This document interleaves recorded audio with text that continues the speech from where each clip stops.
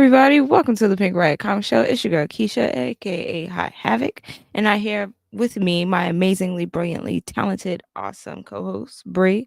How you doing, babe? I'm doing fabulous, darling. How are you? Outside of some shoulder pain, I am doing great. I had some great conversations about books earlier today. Love to hear it. Love to hear it. Um, I don't know if you're like trying to drop this news on everybody else, but in the interest of making sure that people know my good sis is on her shit, is there anything you want to tell the Riot Fam before they come harassing you about it again? Oh no! I'm too afraid. For real, I'm too afraid Nope, to you like. have to say it out loud because it's real now. Do it. I love you. I'm It'll feel great once it's done and then it's out of the way. no, because I'm terrified and like. Okay, so I'm applying to grad school right now. And yeah, Yes. I finally figured out what program I'm gonna go to and the schools and all of that. And so I am in the process of rewriting some articles and stuff. I Yeah. Let's go. I am scared I'm scared.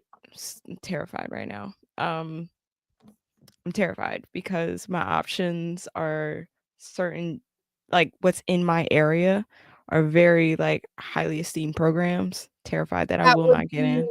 all the better for having you be a part of them. Let's Yeah. hope so. No, we know so. Let's hope so. What But we're no. not about to do is be anything less than the Delulu bad bitches we've been being all year. Say it Fair. out loud right now. In our delusion, I'm going to continue it and I will get into a school fully funded. Fully funded. That is the goal, to get into a You program will get fully into funded. the school that you want, that is going to be the most beneficial to you, in the program that you want, fully funded, where you are able to thrive and flourish in abundance. That's what you're about to do. Yeah. How Love about you. that? Yeah. Love you too. What's up, y'all? Hey, fam. Hey, Riot Fam. Elsie said, hey, you're going to be an amazing student scholar and then scholar. And that's on period. I can't Period. wait. I truly can't wait. Like, Jen I just said, wanna get over this hump. yeah, you're putting in the work now, though, so it'll feel weird until it doesn't. Jana says, then they'll be glad to have a highly esteemed local candidate apply and will. Let's hope so. Fingers Period. Yeah, crossed. Jana dropping off money Right. for that is That's the paid only for. way this is working. Someone else has to pay for this. I learned my lesson Period. with that Right. bachelor's. Okay, that part. Right. Rachel said, you are amazing, and they'd be fools in all caps to do anything other than beg you to attend their school. And that's right. Absolutely. And Jana says, we'll all co-sign the letter of recommendation. Yes, I don't know. I don't have any letters after my name, but I'll write whatever letter. I just started asking everyone today for Yeah. recommendations, Mhm. and I got a phone call immediately after. And someone that he was like, "I thought this was a given. Why are you asking me?" I was like, "Oh Ooh. shit, my bad." Because y'all don't understand, like, okay, we're gonna get into this because we have a very, very, very freaking special guest waiting in We the do. wings. I just had to get this off my chest because I know my good sis will not talk her shit, and I want to encourage you to pop your shit. But while we were at SDCC, there were so many people who were like, "What are you doing? Why are you not? You know we'll have your back." I got So lovingly shamed. You're right. yeah, lovingly shamed and stoned. And so now it's just like she's made the decision. So all you have to do is tell everybody else, like, oh, I've gotten out of my own head and I'm ready now to take you up on your offers. So it wasn't even really a ask, but I love that you're all polite and shit and wanted to ask. That's great Yeah. for you and your manners. So yeah, we're moving right along. We're just all, I want Elsie. everyone to take your opportunity to pour into and uplift Keisha whenever you feel so led. and she won't say it, but I will say it, drop a bitch of coffee every here and there while she's like working on this academic endeavor. You know what I mean? Please. Period. All right. LT said, shoot, you already stomping with the big dog. Woof woof. Must have been JJ. And was. John Jennings was definitely one of those people who But like gathered her right on up while we were at the Black Book Bash. Like, so what's going on with that? and Among he did. others. So And he yeah, we did. could probably just do like a whole ass showcase, celebrate Keisha situation once we've made it through the next step.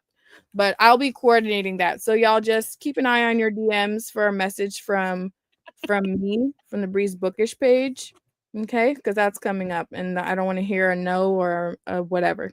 Gianna says nothing is better than a bunch of expensive letters after your name, right? Accumulate them letters, good sis. Hey, Sheena. Sheena. What's up, Sheena, babe? we love and we Oh, are thank proud of you, you. and that goes for all of us. Period. All right, so Everybody's in. yes, all the fam in the building, all of the love. So let's jump right into the juicy part. Our special guest today is another one of the fan fabulous folks that we met at San Diego Comic-Con. And you do the intro, Keisha. I'm like, you're always better at that than I am. Oh, he's an amazing person. When we met him, it took me a second to go, wait, Morgan Hampton, I know that name. I know that name. I was already reading Green Lantern Corps. And so Yeah. this interview I've been excitedly, patiently waiting for quite some time because one, I love this run. It's gotten me into Green Lantern, and I just think that he's a dope person all around. So we are gonna welcome the amazingly super dope, super talented Morgan. Hello, hello. First of all, congrats on the grad school decision. That's big time. Yeah, um, we are in the thick of things right now. I'm putting that application together. It is interesting, but yeah, super excited. I know that you got your master's too, right? Like, Yeah, I just graduated last year with my master's in TV writing and producing. It Period. was hard, but it was great. It was a good time. dope, Okay, dope. what words of encouragement can you share with Keisha at this stage of her process? Oh man, I mean, I think this goes for every stage of the process, but just be kind to yourself because grad school is no joke, but like you can absolutely do it. It's hyper focused dedication all the time. Lean Mhm. into your people when you can. Because that's what they're there for. Because you're gonna need it, but you can absolutely do it. If I can do it, literally you can do it. I'm the worst student of all time, so you can absolutely do it. You can't say worst student of all time because I saw like, didn't you win an award or something like for one of your films? Yeah, but I mean that's film school. Like I'm talking about just like up until I got my master's or up until I got my bachelor's, I'd say I was not a great student. Like all through high school and all that, I graduated on fumes. Yeah. Listen, graduated is graduated. That part. Congratulations. People in the Thank chat you. congratulating you as well, Morgan. That's amazing. Thank Um, you. and thank you for pouring into Keisha because she deserves every drop of it. And I'm so incredibly proud of her. And I can't wait for her to just kick ass. So, yes, very much. I love that all of the people who have done the thing are rallying around her because that's support that I can't give her, but I know she needs. So, period. But yeah, we're so grateful that you took the time to come and kick it with us. This has kind of been, she said patiently, it hasn't been patiently. She's been very gassed about this interview, and I love that for her. So I'm glad that we're finally doing it. I love when it's like you see somebody, you see their skill set, you see what they do, their accolades, and then you meet them in real life and they're like super humble, super dope, very chill, just like genuine people to be around. And that was our experience meeting you. So I was like, you know what? Whatever he's doing, I'm supporting everybody black. And then when I found out it was Green Lantern, I was like, oh, pop off, say less. So yeah, before we get into all of the things that you have going on right now, one thing that we love to do with all of our guests is find out what was your comic book origin story. So like how did you get into enjoying comics? And then the second piece of that question is, what was the origin story of how you got into creating comics? Yeah, those are all great questions. I'd say overall, I got into comics through like the animated shows when I was a kid, like Teen Titans, Justice League, the animated series. Um, that's what kind of introduced me to the characters. But reading comics specifically, like my dad used to have these long boxes of comics in his basement, and I would just go through those, and they were all stuff that was like not necessarily full runs, So I was just looking at the art and admiring that and smelling the pages. I'm a big advocate of smelling comic book pages. Yes, come through, Book Sniffer. So yeah, I think one of the first things in comics that got me really interested was I don't know if you guys remember, but back in the late '90s, I think it was Dan Jurgens. He had this kind of like offshoot or like alternate universe called Tangent Comics at DC, where Okay. it was like a lot of the same characters in name, but they had different origin stories. So like it was really interesting to me because I understood who Batman, Superman, Wonder Woman, and the Flash were, but like I was seeing different iterations of them. Yeah. And it introduced me to the multiverse for the first time, which like it made my mind explode. And I was like, I need more of this all the time. And then in terms of me creating comics on my own, it's kind of crazy. Like in hindsight, I think I really did know I wanted to do this since I was like 8 or 9 years old because I was making my own comic books. Like that's what I did for fun. I'm an only child. I like being in my own space. I was just in my room, cutting up paper, drawing with crayon and making origin stories for little characters that I made. And fast forward to when I started to take writing seriously, like comics was the first thing that I wanted to try out over any other medium. So, yeah. Okay, so that a couple things. One of them is one time for the Book Sniffers. We are big supporters of Book Sniffers Anonymous around here. One of our t-shirts that's a part of our merch says "Bust that omnibussy wide open" because we have a joke about like sniffing Smelling them.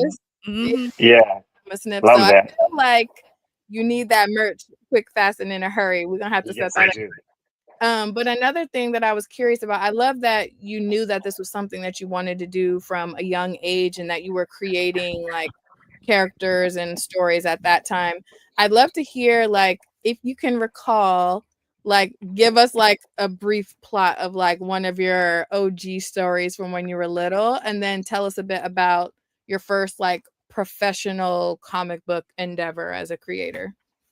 Yeah, so my first character that I ever created, his name was Laser Kid. Yeah. And what's really funny is they were all ripoffs of, like Marvel and DC characters, just my own versions of them. But now that I think about it, like Laser Kid looked a lot like the Green Lantern. Like he was green. He had a full mask, kind of like Simon Baz. But his powers were shooting lasers, kind of like how Green Lanterns shoot, constructs and stuff out of their ring. So that's actually funny. I never put those two things together. But yeah, like I made an origin story for him. He got his powers from some meteor that fell from space and it gave him laser powers. I don't know what the correlation was there. But yeah, every single one that I would make would be an origin story, and I don't think I had like the focus to go past that. So I just had like 10 origin stories for 10 different characters, and that was it. And then from professional, I'll say, and I'll include this because I think it's important for people to know that like self-publishing is also professional publishing. Mm-hmm. So like Yes, it is. when I first started, when I wanted to do this in a professional way they would pay me, I started just making my own shorts at the age of, I was in my early 20s. So like right after I graduated undergrad, so like 22-ish. Yes. I want to give credit to David Walker, if you know him. He's co-writer and creator of co-writer and co-creator of Bitter Root at Image Comics. Yeah. I remember cold emailing him it was like 2017. And I'm just like, yo, essentially I want to do what you do. How do I do that? And he was like, go to conventions, because I'd never been to a convention before.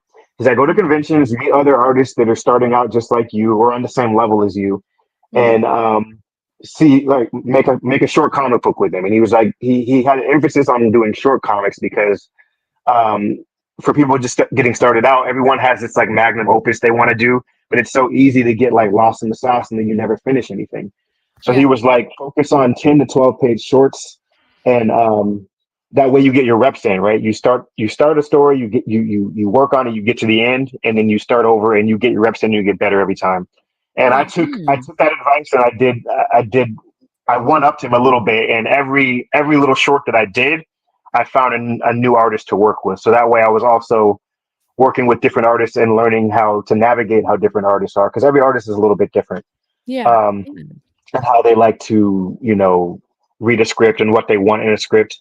And then I also try to tackle a different genre every time too, so I can kind of like build this as a resume for what I can do essentially. And then in 2021, during COVID, DC put out the thing about the Milestone Initiative, which was a call out to anyone. You didn't have to have any professional experience or even have made a comic before.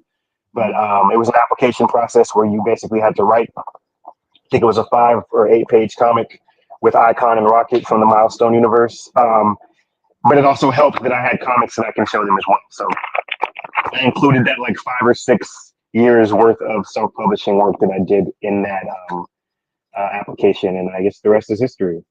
Yes. That's amazing. Right? That is absolutely amazing. That's very for one, I love that. I love the shoot your shot energy because we're the queens of that around these parts. It's just proof that like if you really want to go after something, like you have the tools, and if you don't have all the tools, it doesn't hurt to ask so you can gather more. That's epic. Also really love the community aspect of that, because he didn't have to respond to you. You know what I'm saying? Like just dropping gems. Someone in the chat said that's OG advice right there. Yeah. We love it. Like there's and I love how like goal oriented you are. Like you were like, all right, I'm gonna like this is the plan. I know what I want. I'm shooting for it. I'm doing. That is amazing. Yeah. And then you're like, I'm gonna build on what he already told me. Like let me make myself more versatile on top of these instructions he gave me. Like let me make it harder so that harder or more work, more difficult, so that I can be better whichever angle I come at this. That's iconic.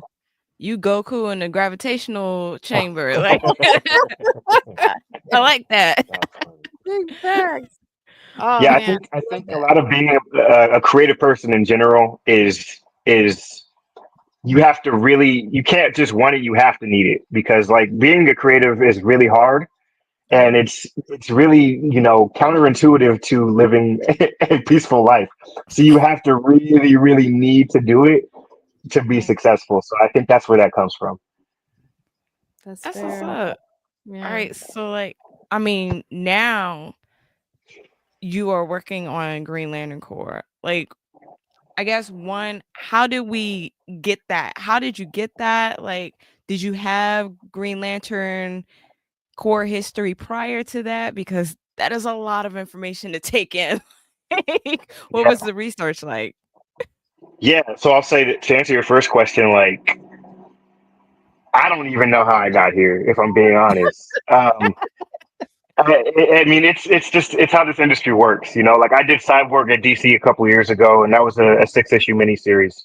And then I did a Star Trek book called Sons of Star Trek at IDW. And I think, long story short, Paul Kaminsky, who's the group editor at DC in the Superman group, which is basically everything that's not Batman, he's in charge of. He's a big Star Trek fan. And I just happened to reach out to him because I did have a Green Lantern pitch, but it was like first like a small thing, because I was still trying to be realistic about like what people were gonna give me for opportunities. So I was like, I have a 3-issue miniseries pitch. Can I send this to you? And he was like, oh yeah, Morgan, I love your Sons of Star Trek that you're writing right now. Absolutely, send me a pitch. So I sent him a pitch. Took about a month for him to answer, but he was like, yeah, this is great.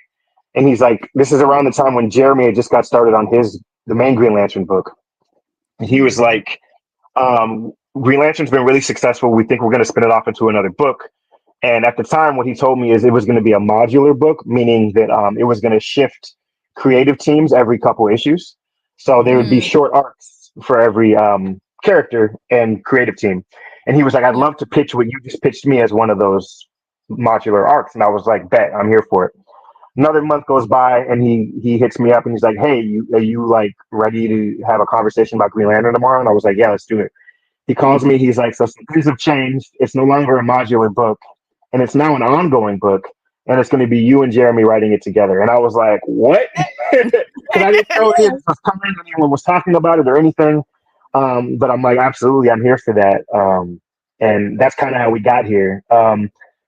In terms of like your question about the past, like obviously I've been a fan of a lot of the Green Lantern stuff. It does have some deep lore.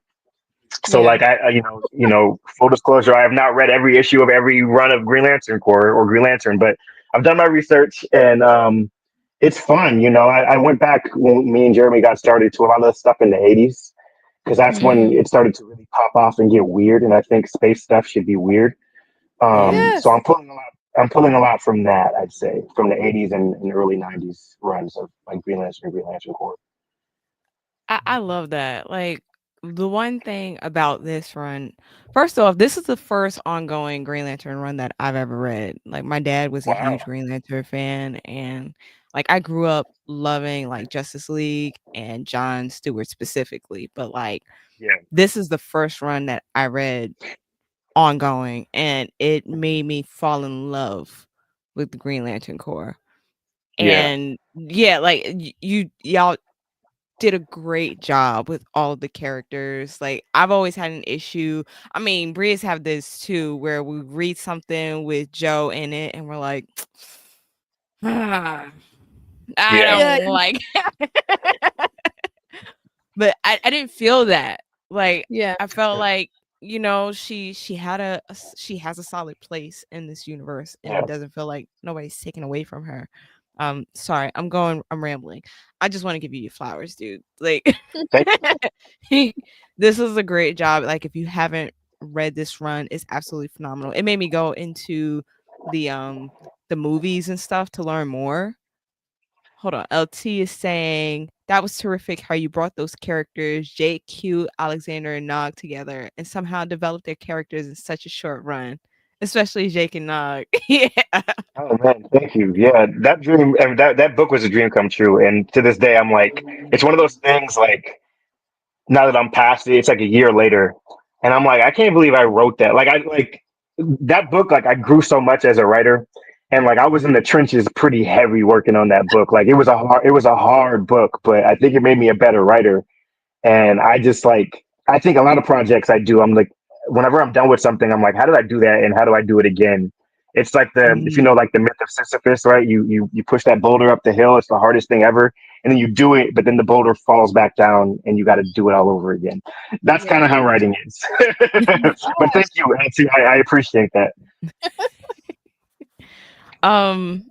So now you've been working with Jeremy Adams, right, for these Yeah. first like 9 issues.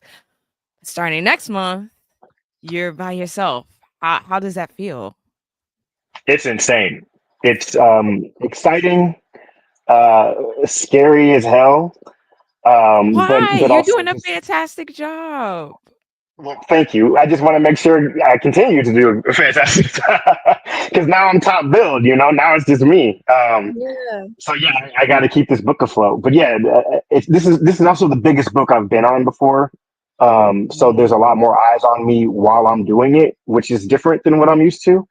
And Green Lantern fans, they're passionate, and I just I want to make sure everyone is happy with what I'm doing. So that's why it's nerve wracking, but I think that's also a good thing. It pushes you to do your best work. So but I'm That's excited. fair. I think Jeremy really set me up well. Working with him was great, not just from the creative side, but like just learning how to navigate this industry differently than I knew beforehand, because like things are just different when you're on a short 5-6 issue series. Like the attention to detail is different, from a creative side, but Mm. also an editorial side. Like Can you the speak to that? schedule.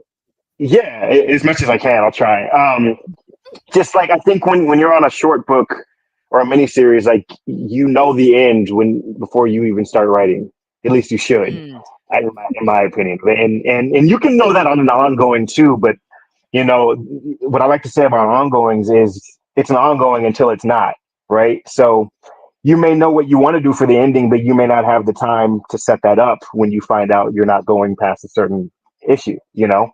So True. it's kind of like, I think I'm learning, just like I'm staying maybe 5 or 6 issues ahead of what's out now, and to keep that fluid, because I'm a very like rigid writer, like I'm a meticulous outliner, and this book has taught me like how to be a little bit more fluid, because you just, especially like navigating the big like event stuff that may or may not affect your book, like you got to be fluid to be able to pivot some of the ideas that you have to fit into some of the larger ideas of the universe.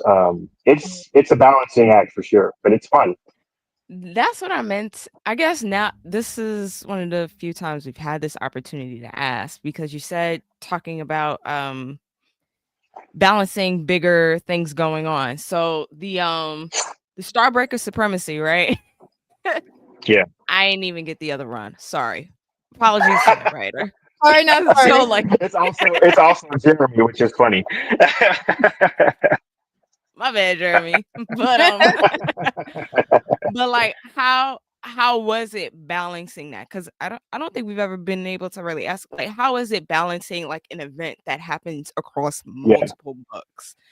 So this was easy, I'd say, because it was just Jeremy doing the other book.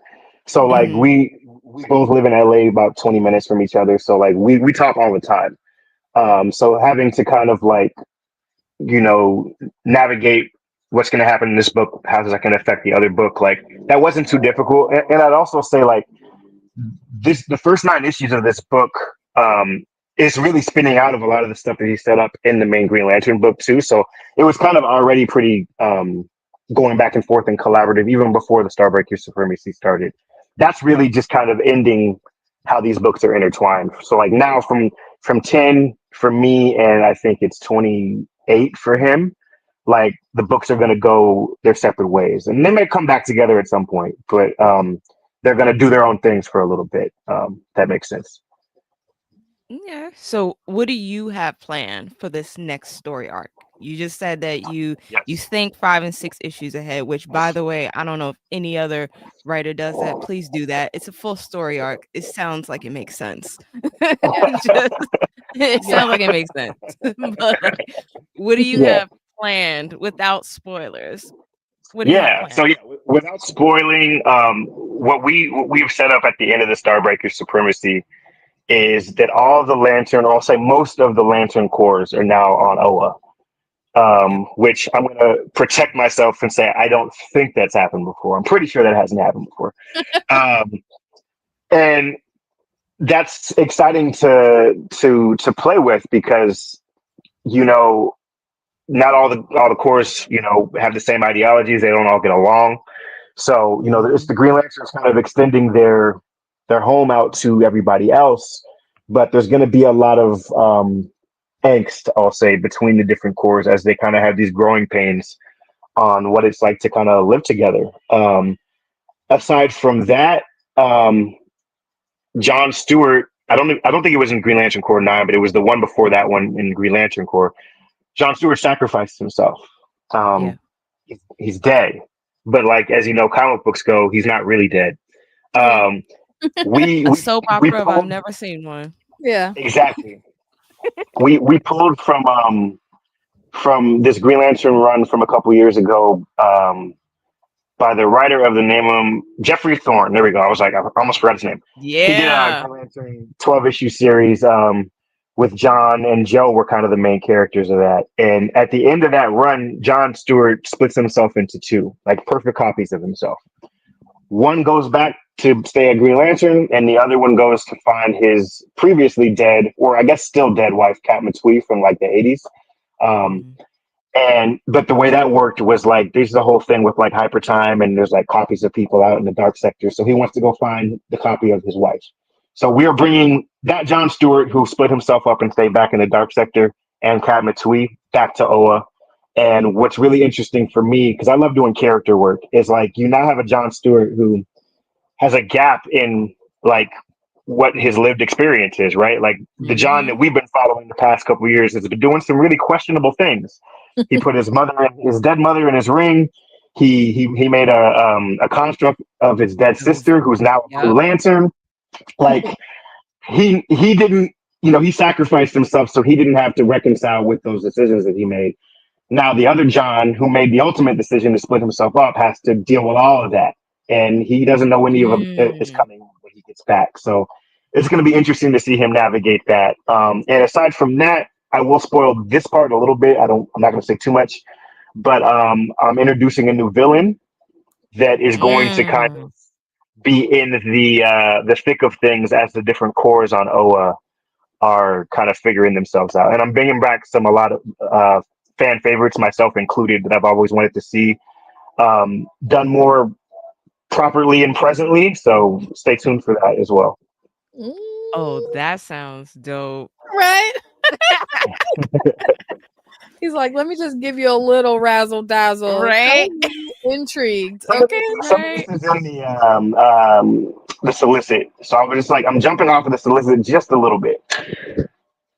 No, because it's at the end of issue 9. If y'all haven't read it, that's on y'all. But I definitely was like, what in the heck is going on here?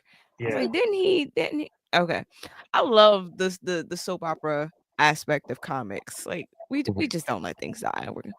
We don't die, we multiply. Soap operas with superpowers. That's it. Exactly. We love to see it.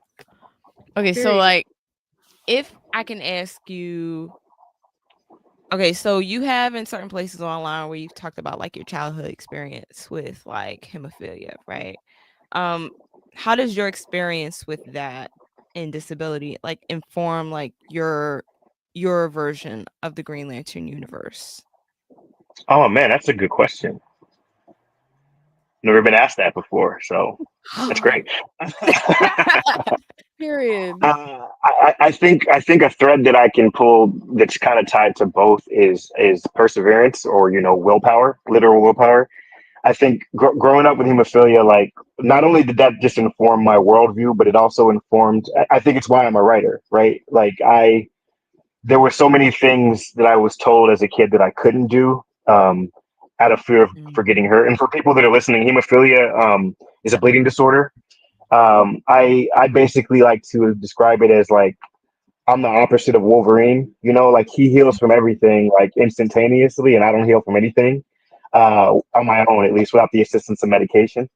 So growing up, I was, I'm not gonna say forced to be in the house, but like I had a very cautious upbringing because everyone was always afraid I was going to get hurt and get seriously injured and be in the hospital. So I was overprotective is an understatement for my upbringing. So that's kind of what made me gravitate towards comic books and TV and all that stuff, because it gave me a window into the world that was otherwise right there, but I couldn't go to. But I think growing up with this, because you're born with hemophilia. So I don't know any different. I think I've had to just persevere through the challenges that I've had. And I think that's literally the most important thing about becoming a Green Lantern. That's what gets you the ring, right? Is the willpower you have to just get up every day. Going back to that whole myth of Sisyphus thing, right? Like you may overcome the hardness of the day and then fall back at the base of the hill again when you wake up. And that's life, So I think that's the thread that I can tie between both of these things. LT says, sounds like the physical version of hyper empathy that Lauren Olamina experienced in Parable of the Sower and the sequel. Yeah, I can see that. Totally. He also says, insightful. It's great to hear the intention behind character work. I'd be curious to hear what Morgan thought about John Ridley's character work with T'Challa during his run of Black Panther. LT in here trying to be messy, but we love it. Right? So what I was saying, this is a legitimate answer, and I was telling you guys this before we started today. I am so behind on everything. So I haven't even read it yet. That's a great answer. Yeah, that's an excellent answer. He said, I've been in the lab with a pen and a pad. Not reading right now, but that's fair. You gotta let those creative juices continue to flow. Period. Okay, so my question for you is, now that you're like it seems like you're very goal oriented, and you're like, all right, I've done this, now let's get to the next thing. Like you're constantly rolling that boulder up, letting it come down, and then doing it again. Now that you're like at such a high level with like such a big story and you're holding it on your own shoulders, are there other like, what is your like next big thing that you're like reaching towards in your career? Yeah. Another great question. I'd say after this, like, because I don't even want to sugarcoat it. Like this run that I'm on now, like it's absolutely a test, right? Like I gotta prove that they were right in investing in me. So if I can pass this And they test, were, And period. And they were, Morgan. We're speaking that into you, period. thank you. Yeah, I think a reasonable short-term goal is I want to be on multiple books at DC. I think that would be cool. And they don't all have to be ongoing, but like I think that just shows the level of trust that I'm trying to earn is that other editors are gonna that that know that I can write, that they'll be able to trust that I can have both of these things on my plate, right? Yeah. Outside of that, I want to do some creator owned stuff at some other publishers. I think that's the next big jump. Obviously, I said I got my master's in TV writing and producing. I would love to have a career where I can do both that and comics, especially Yeah. on the money yeah, side, because TV pays far more than comics ever will. Um, Yeah. like who does that? um, Rudlin, and there's a lot of people who are doing. Yeah, you better go ahead and get yeah, that check cut. it's just tough right now with the film and TV industry is just really in a rough patch since honestly since COVID, but then the strikes didn't help too. Yeah. It's really, really hard to break in to film and TV right now. Like the whole old adage of like you got to know people, like that's the only way right now to do it is who you know and if they can advocate for you. So hopefully sooner rather than later, I can get there and do that. Especially with all the cross pollination of comics and TV and film too. Like almost everything on TV is an adaptation of a comic book these days. Um, Very true. and then I want to have a character at DC or Marvel, but I'm going to say DC Mhm. that I can have a real long like lived in run on and Yeah. really flesh out and develop his character. Like I love what like Tom King gets to do with all of his characters. Like I want to do True. that. Like give me someone and then give me the runway to like really push that character forward. Like I did that with Cyborg, but I only had 6 issues. Like I would love to go back to Cyborg and do more. Mhm. But yeah, I'd say like I would love a long run with a singular character because as much as I love Green Lantern Corps, there's a lot of damn characters in this book, man. It's hard to service everybody, you know. This is Do true. you have a dream character for that run? Like, what's the dream character? um, Or is it there is like absolutely cool? yeah, it's absolutely a dream because like I don't know what's happening in the future with these characters, but I would love to do Static at some point.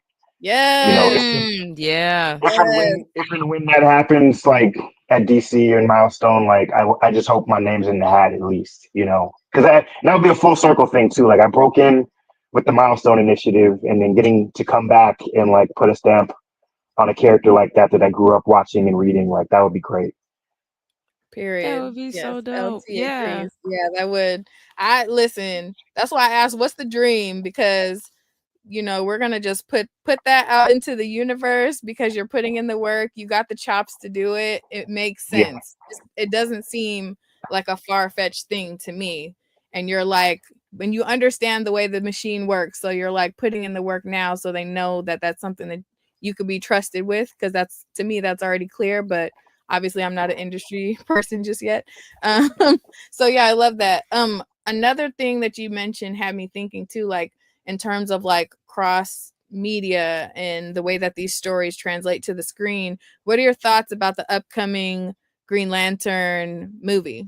Or is it a show or is it a movie? I can't remember. it's a show. Yeah, a show on HBO. I'm very excited. Um, I'm very, very, very excited. Like I've enjoyed this, you know, jumpstart of the DCU that they've been doing with all the movies and shows, and I'm a fan of Aaron Pierre because who's not? Period.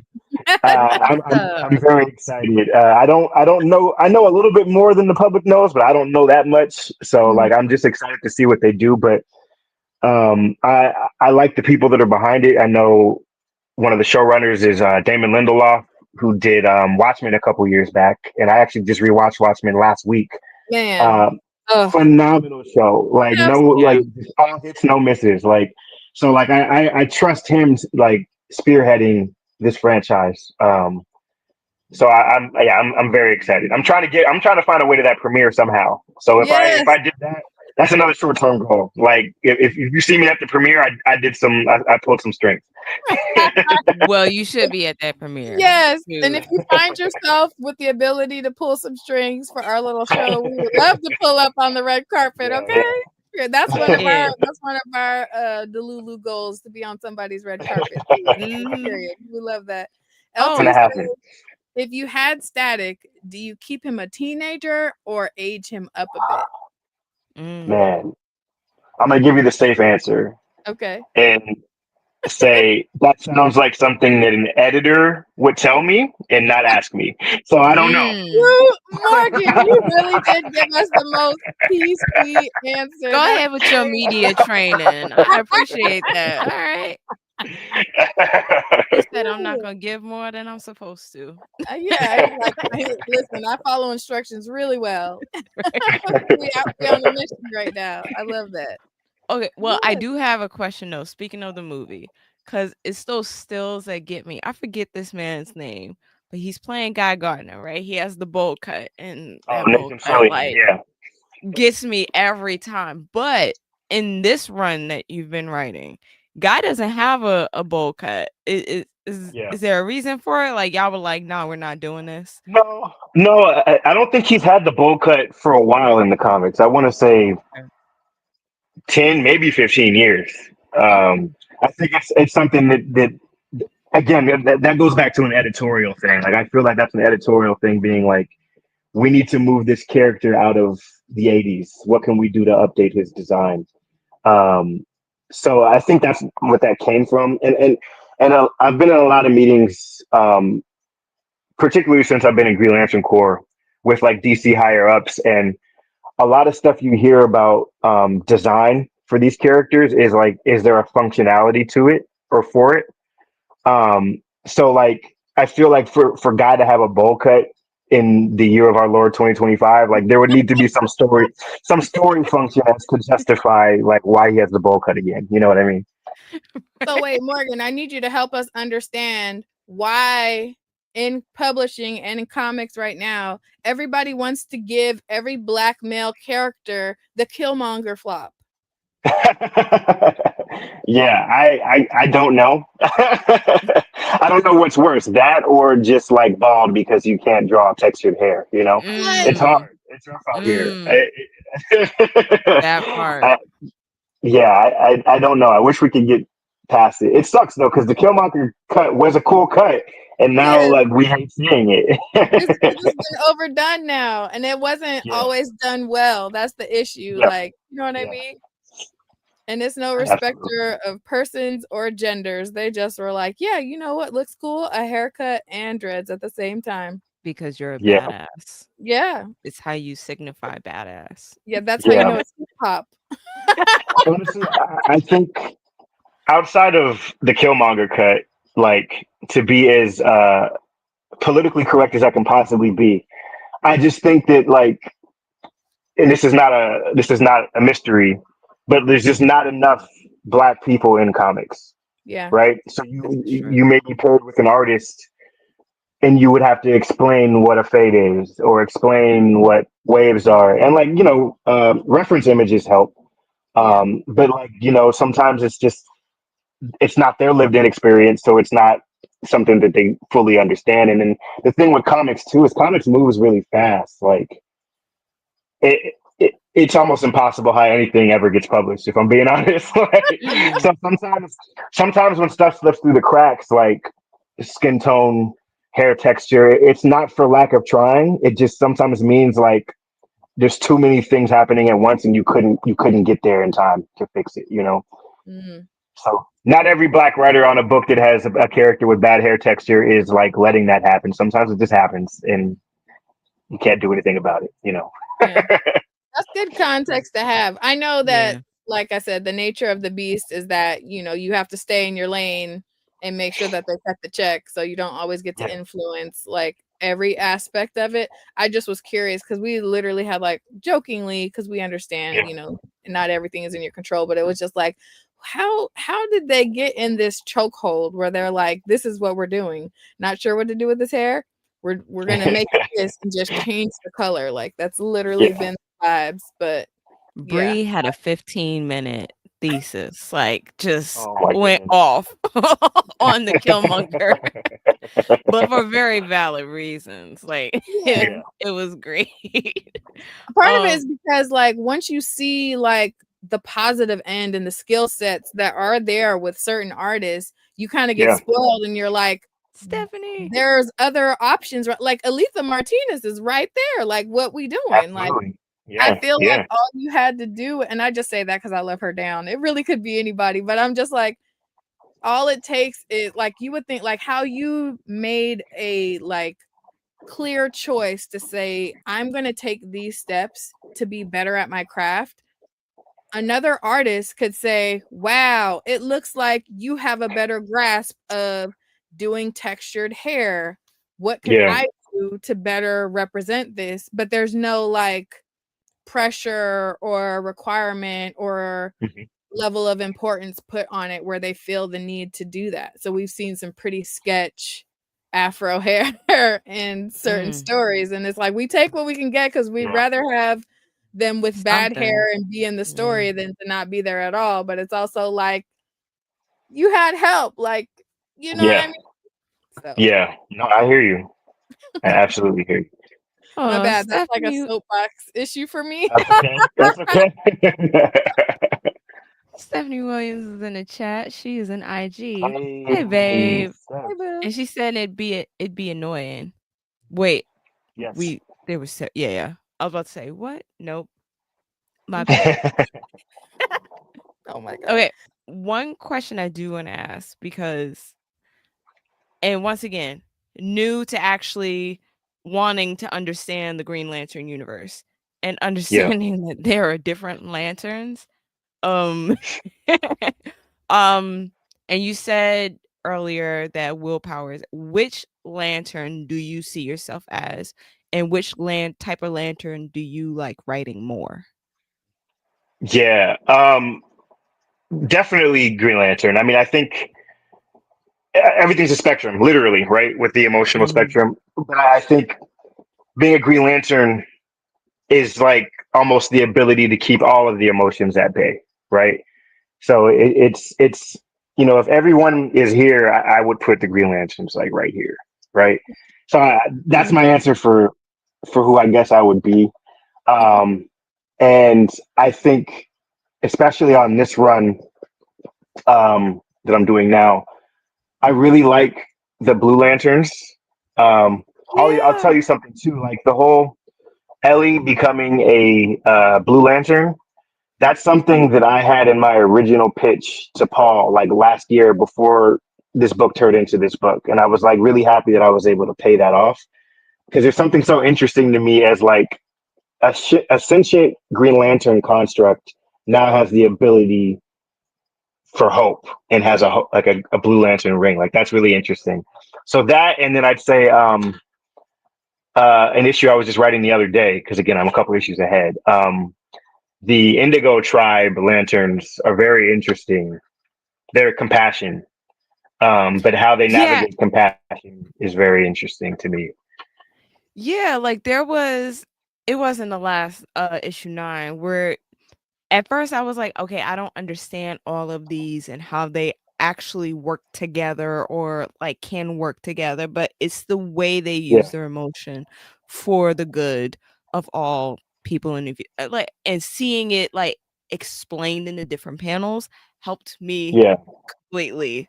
Like I was like, how are these red like I was gonna say, to go back to what you said too, like they're not necessarily all for the good of everybody.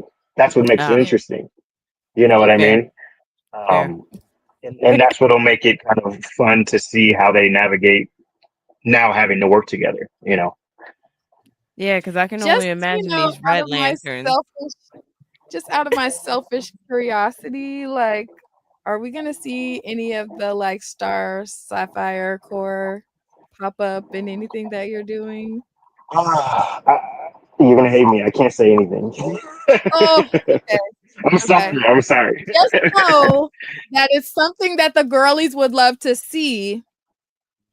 I hear you. Okay. I mean, obviously it's Pink Right. You knew what you were getting into. We're looking Yeah, at yeah, Starfire yeah, Core or the Indigo Tribe. Like, give us yeah.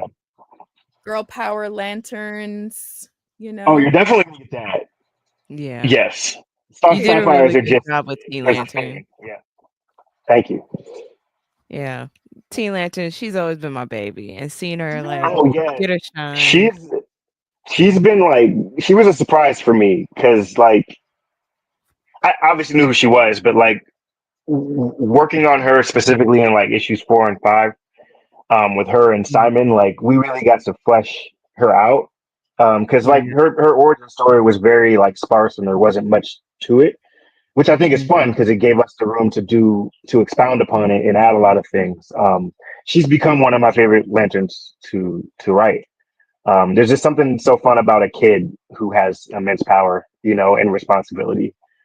Exactly. It's so fun. I'm sorry. Like And she's not even a teenager; she's still only 12. That's fun too, yeah. Yeah. No, I love when stories do that to kids. It's like, yeah, we're gonna give you everything and Yeah. figure it out. We love you though. Oh man. Yes, Raven agrees. Hey, Raven. Raven.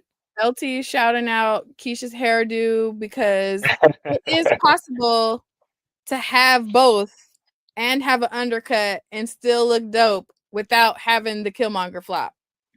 Yes. That's all I'm Agreed. saying. That is I need to see the full dissertation, Brie. we're gonna talk about hair. My bad. I'm sorry. Raven says kids with powers are so fun. Strange Academy, Keisha. Yeah, we Yeah. Keisha's I told love her to of read Strange Academy. runs deep. Yay. Yeah. Oh Yeah. wait, she did that. Okay, period. I love kids with just superpowers. All Yeah, I'm a seriously. big fan of. I don't know if you can see. I have the Avatar tattoo on my forearm. Yo! So again, kids with powers, right? So Period. Yeah. Period. I love You know Atlas so what? much. You a real one for that. Yeah. You a real one for that. Okay, we want to Yeah. make sure that we're being respectful of you and your time because we really appreciate you coming through. I'd love to give you the opportunity to shameless plug yourself. What do you have going on? What books? Where are your books at? Where can people pick them up? Are you going to be at any upcoming events? Where can people follow you on social media? All of the things. yeah. So I mean, a lot of what we're talking about. Green Lantern Corps number 10 comes out next month. I think it's November 11th. No, it's November 12th.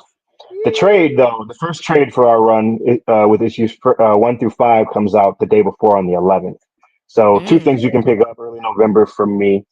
And I'd say specifically with Green Lantern Corps, issue to issue, I feel like everyone in here probably reads comics. So you understand the importance of pre-ordering.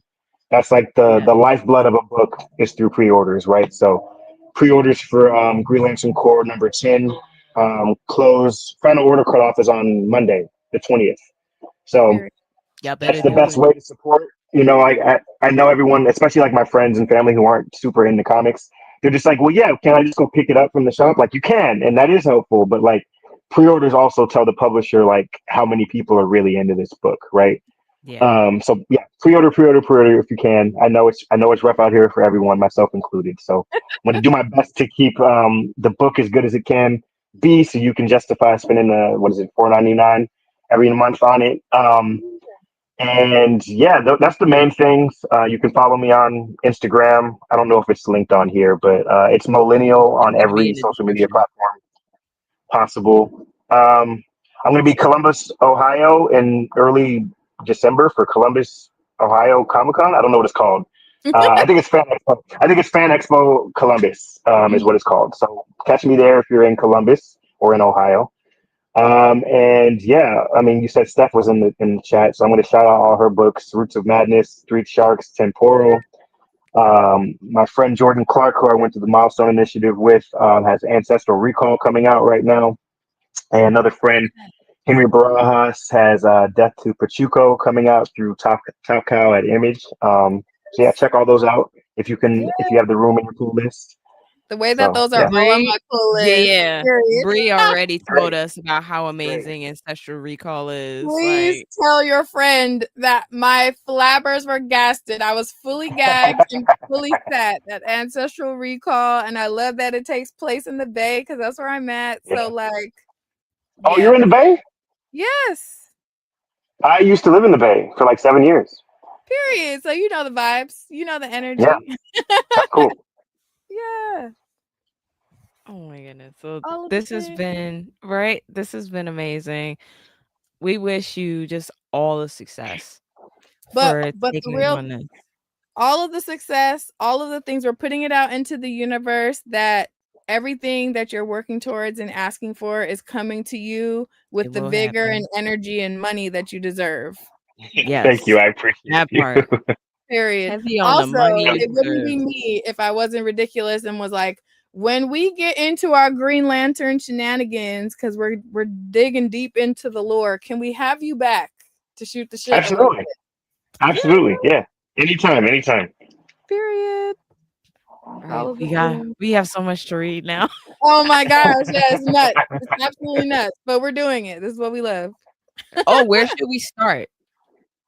Yes. Like, Where would you yeah. recommend? Oh, So, yeah.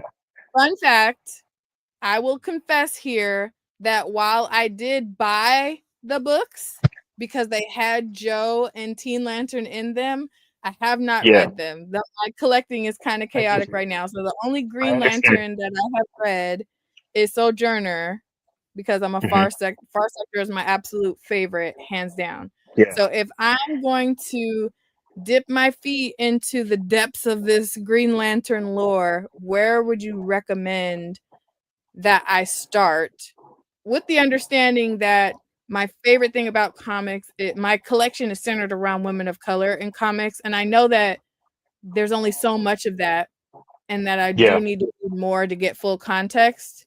So yeah, all of those things. But where should I start? Yeah. I think the easiest place to start for anyone trying to get into the mythos of Green Lantern and all of that would be like the Jeff Johns run from the mid to late 2000s. Because that run is what introduced the whole emotional spectrum. It didn't really exist in the same context that it does now before that. So like the Okay. Blue Lanterns, the Yellow Lanterns, all that like kind of started there. So I think since that's kind of a jumping on point for all the different cores, it would be good for you to jump on there as well, because you already have an understanding of what the Green Lantern core is, but this is kind of getting you in at the ground level with everyone else, if that makes sense. And then I think to go back a little bit further, the Kyle Rayner run from the '90s was great. Really, really, really, really good. I think it stands the test of time. Daryl Banks was the artist, a black artist, which is to this day still unheard of, but like especially in the '90s, like it was few and far between. So like I think that's a good run to start as well. But definitely the Jeff Johns run from the mid to late 2000s. You understood the assignment because you knew exactly what to say to get me onto that. Period. Yes. The way I got it written down. We're good to go now. Yeah, when you find all the Jeff Johns stuff, it's gonna be heavy. It's like Yeah, I've 3 or seen 4 that book. omnibuses. It's Yeah, massive. it's a lot. It's a lot. If you were Okay, looking at a book to sniff, Brie, it's a massive book. See, look at me. I immediately was like, it's sounding more and more like I'm gonna have to invest in the DC equivalent app. So Yeah. Oh, right. Yeah. dig deep in the lore. See, I'm trying to do better. Another thing too, like not to take money away from DC, but like, if you have like a library card, a lot of this stuff you can get on like Libby or what's the other one? Another like virtual Hoopla. Hoopla library. Yeah, Hoopla, there we and go. Like Comic so like Plus. Yeah. So like, yeah, if your wallet is not happy with spending all the money on all these comics, like definitely utilize your library card. That's fair. Yeah. Oh, It's not that it's that. It's just more like we're both on this mission of trying to be more intentional about like what we're Yeah, adding to our collection. And I my hear you. Yeah, collection is like women of color in comics. So while I yeah, want to know like the backstory and like dip myself into the lore, it still like doesn't go with what I'm building in my personal collection. You know what I mean? yeah. That So makes sense. Yeah, yeah. for sure. oh, okay. So this cover now makes a lot more sense. Yeah, yeah. I was trying to figure out for the longest. I was like, why is this so colorful? I was like, all right, I guess it's for pretty. Now that makes sense. Yeah, Okay, I'm gonna read it. I'm excited Yes. to learn more about Green Lantern. And yeah, definitely. You're gonna come by again and we'll like shoot the shit. yeah. Yes. I'm here for it. I'm here for it. Yeah, Period. this is Thank you gonna be so much awesome. for coming through. We really appreciate you and your time, man.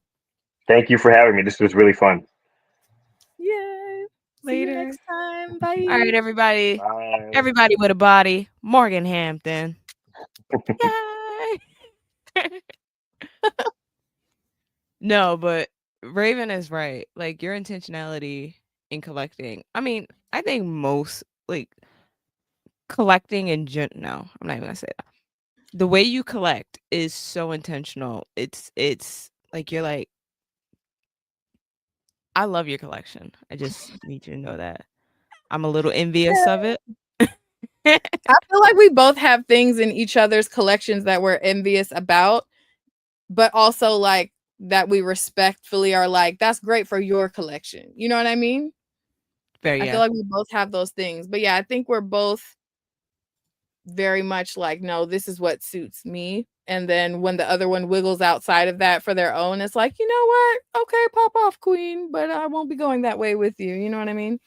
So like it's like a whole nother level of like fun exploration and slash research, because I know that's your bag, for us to be like, you know, if we're really gonna like talk our shit on Beyonce's internet, we probably need to have more context about the background of these characters and that sort of thing. So I'm Mhm. just super glad that I have somebody as cool as you and somebody who is as good at like research to go on this deep dive with me, because I'm like, oh, I just know it's about to be a lot. But I also feel like it's going to be a really fun, like, especially after talking to Yeah. Morgan about like the parts of it that he feels like we should start at and the parts of it that really spoke to him, like when he was doing his research. Yeah. It makes it feel like really fresh and like an opportunity to like delve into it instead of like less more like homework. You know what I mean? Yeah, yeah. Yeah. I'm really interested in understanding like emotions and I guess like the overarching Yeah. conversation about emotions and how they can help and hinder us like seeing. I never knew what Green Lantern stood for until Mhm. this run with Morgan, like didn't know in the slightest. And then seeing like, oh, there's anger, there's there's hope, there's sorrow, there's, all these different types. Yeah, this is gonna be fun. And Yeah, now it's I, gonna be I a don't vibe. yeah. And now I don't feel like I have to read all of it. Yeah, 'Cause he gave us permission to like soft launch in the middle there, yeah. because He's I'm like, not gonna hold you. Some of the like way throwbacks. I was like, oh, that's gonna be a trudge, but you know, I'm fine with starting in the middle and then seeing how we feel about it. yeah. Um, but yeah, I think it's gonna be a vibe. Yeah. LT said, LT said, great interview. Thank you, LT. And by the Yeah. way, this show is a scholarly endeavor. It's a publication and conversation with authors and engaging critical topics with a healthy helping of shenanigans, of course. I feel like LT just wrote our bio, like He did. copy paste. That's T. I love it. Come on, scholarly endeavor. Period. Oh man.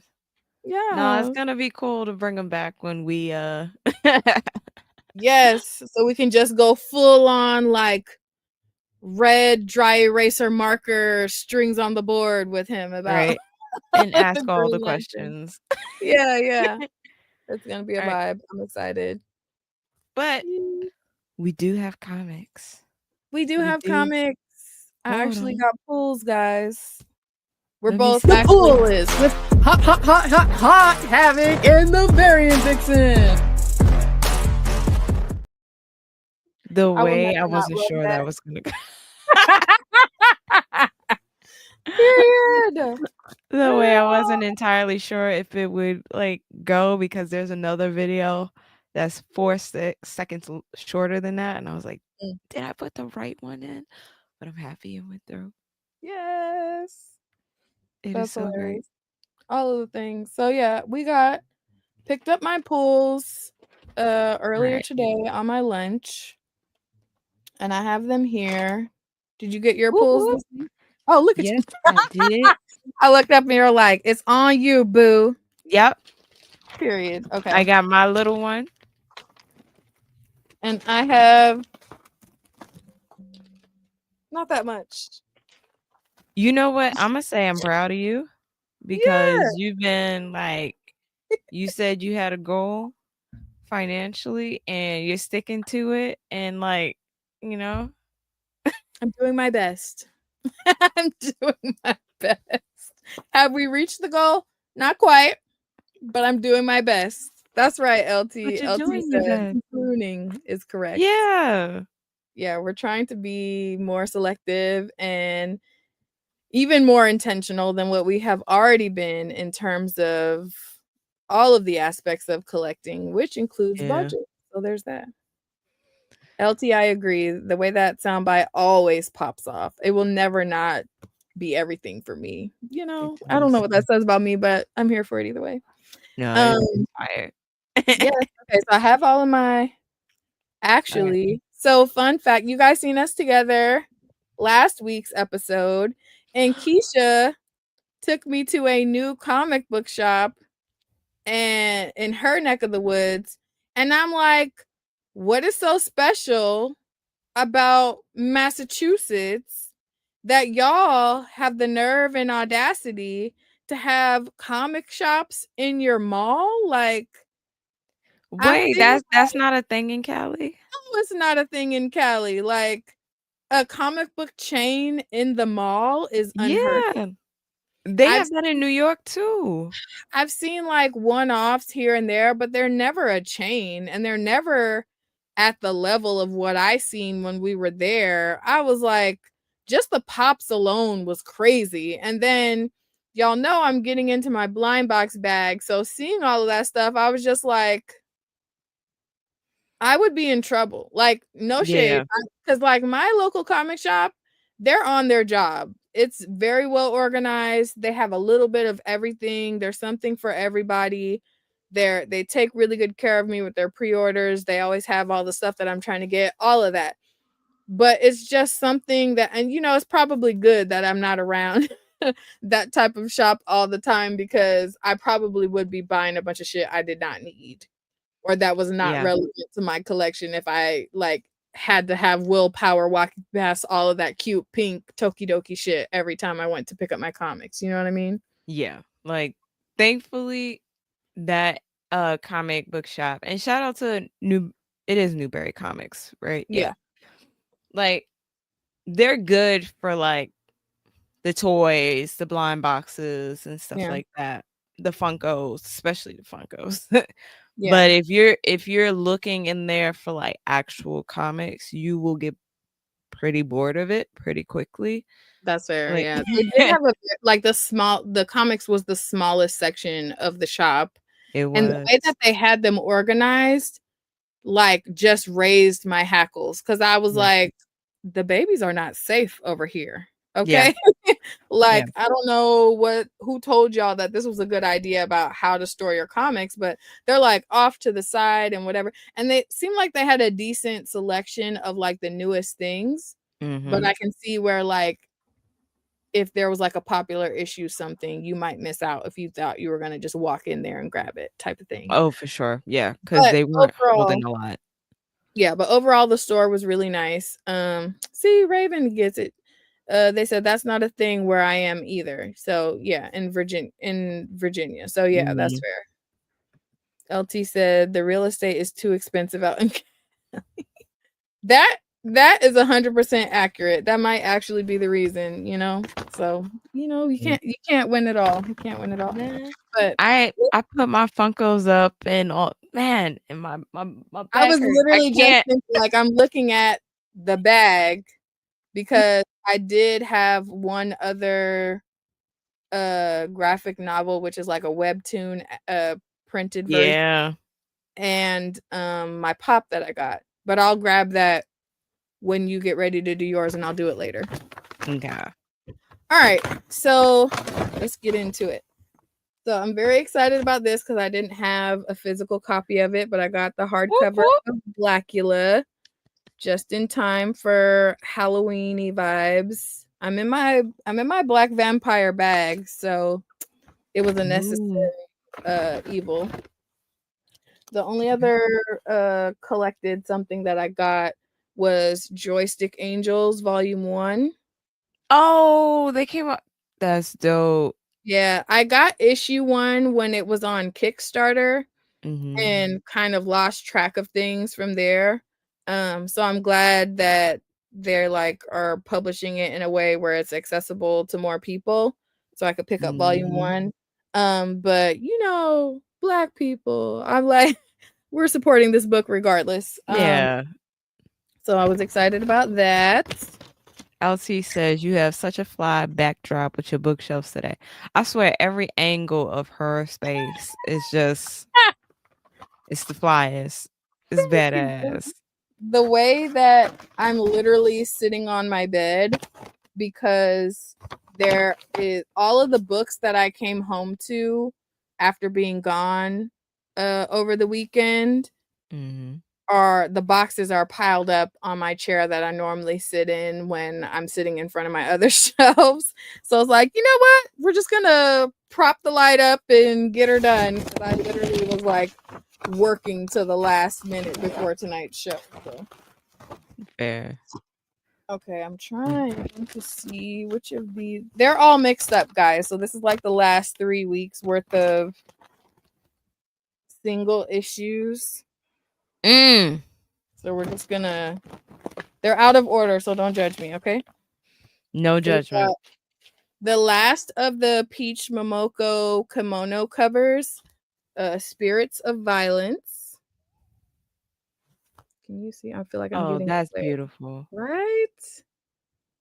That is beautiful.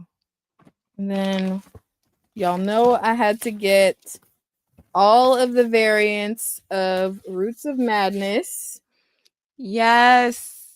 So we got the A cover from Juliet NECA. And then the B and the C.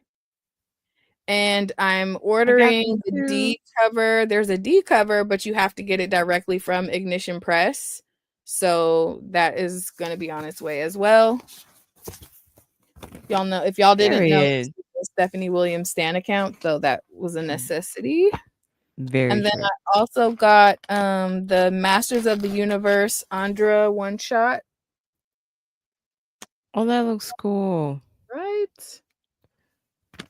Is that the flop? No, it's a mohawk. It's a mohawk. Yeah, she's not flopping. It's a full-on mohawk energy. I like it. Yeah. I like it better on the back. Yeah.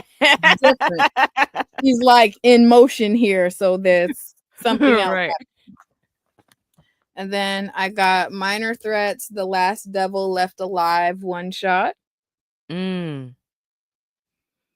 I have both volumes of Minor Threats and still haven't finished it all. But it looks so cool. Yes, agree. And then I got Starship Godzilla, loving the Star Wars homage cover variant.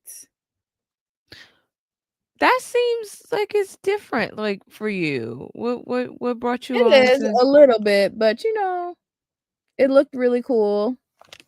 Nice. and I'm gonna give it a try.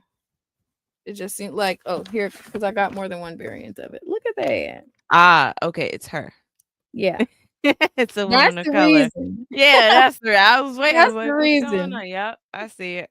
Yeah. Okay, and then I also was excited about this White Tiger Reborn. So, in honor of Latinx Heritage Month, this is like Marvel Voices centric story. Yeah, we get the return of White Tiger. I feel like it's been like at least 20 some to 30 years since our good sis had her own run of anything. So this was a must. Wow. I only remember her. I don't know if anybody else watched it. It was Spider-Man cartoon where Coulson was a principal, and Spider-Man is in high school, and it's White Tiger, someone else. Like it's a group of them. They're kids, and they are under shield. It's a really fun cartoon. Yeah, I don't know if anybody. It's like it had to have come out like the last 15 years or so. But that's the only time I ever saw that character, and she is like awesome. Yeah, Like, she is nothing. awesome. I have when I first started collecting, she was one of the first trades that I found when I was like, well, where are the Latinas at? Like, what's happening? So yeah, it was like her, America Chavez, one of the Green Lanterns, and Jessica Cruz. Yeah. Okay, Oh, that's continuing. dope. I got Good Devils Don't Play Fair with Evil. Another Black woman led title. Oh, dope. Oh, that one looks. It looks cool. Yeah, and the art style inside is like, I don't know. There's like different ones in there because there's that one, and then there's this other one that's a little differently stylized and black and white. So I will report back. I just was like, period, Black woman led character. And then I got Rebel Moon Nemesis issue 3. Mm-hmm. So I will be giving my first 3, then see the next episode of Pink Riot. We got Absolute Green Lantern issue 7. Have you read it? No. No, I'm very much behind, but Okay. Yeah, that'll me be too. another one to catch up on. I'm collecting those variants of that run regardless, but I will be catching up to report back. Okay. And then I got Witchcraft issue 4. Yeah. And this one was just a Black as Hell book, so I was like, I have to get it. Magnus Jakuta. I've seen that cover. Yeah, that looks cool. Yeah, I was like, all Black everything, we're gonna do it. And I'm interested to see who this woman is because she seems like a cool character. Yeah, and I like the art style, so yeah. Another Green Lantern issue 7 variant. I like that. Sames. Yeah. And then my FOMO and curiosity won out with this Absolute Batman 13. Oh yeah, that cover. Inquiring That's the cover. Inquiring minds would like to know. That's the DNA cover, right? Yeah. Yeah. Yeah. We're gonna see. Y'all will see if I'm screaming in my stories later what it's actually talking about. The World to Come issue 3.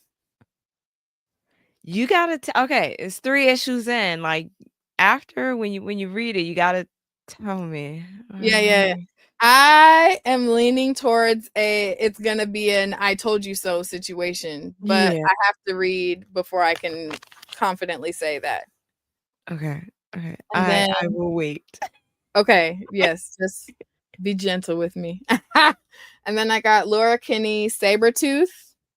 So like I love so we've seen her go Wolverine but I was like, I have to at least know what's going on with this. So I got a couple variants of this too.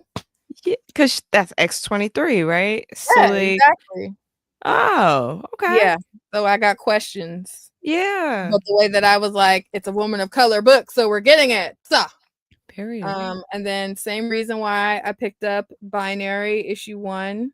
Yeah. I got like a lot of the variants of this too, without going into the high ratios because I wasn't dropping that type of coin. But I was like, so at the end of the Marvels, Mm-hmm. Binary got teased, and it's the same lady who played Monica Rambeau's mom.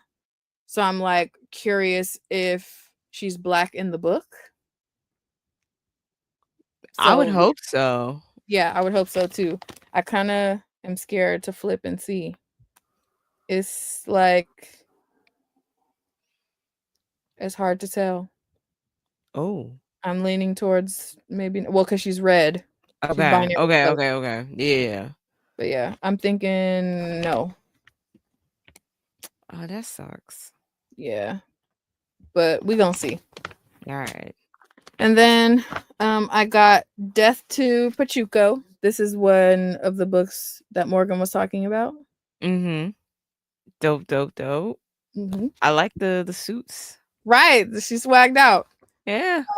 And then Abi, we got all the temporal variants Yes. that I could pre-order. Shout out to Because Stephanie again, again. this is a Stephanie Williams Stan account, in case y'all didn't know. And then we got Ancestral Recall, issue 3. I want to read that one so bad. My body is ready. That's probably happening as soon as we log off. I also got They Choose Violence, issue 5. Right.